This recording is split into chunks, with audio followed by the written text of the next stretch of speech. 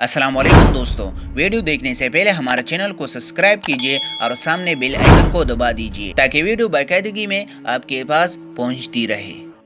ग़ज़वा उहद में लड़ाई के अंगार बरस रहे थे।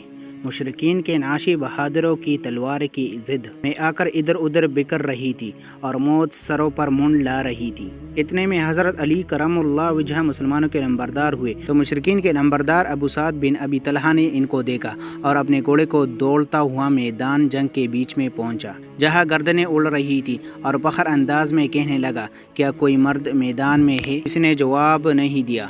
इसने गुरूर व तकब्बुर के लहजे में पुकारा, क्या तुम ये नहीं कहते कि तुम्हारे मकतूल जन्नत में और हमारे मकतूल दोज़ख में जाएंगे?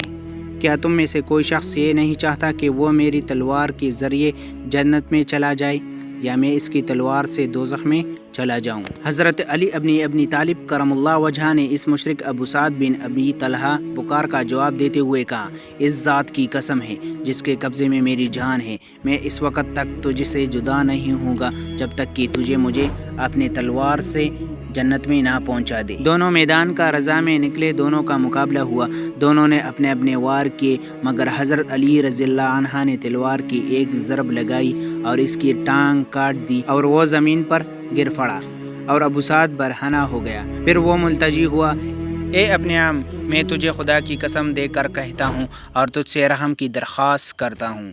हज़रत अली करमुल्लाह वजह ने इसको छोड़ दिया। हुज़ूर अकरम सल्लल्लाहु अलैहि वसल्लम ने अल्लाहु अकबर कहा। हज़रत अली रज़ियल्लाहु अन्हु के साथियों ने पूछा, भला आप रज़ियल्लाहु अन्हु ने इसको क्यों छोड़ दिया?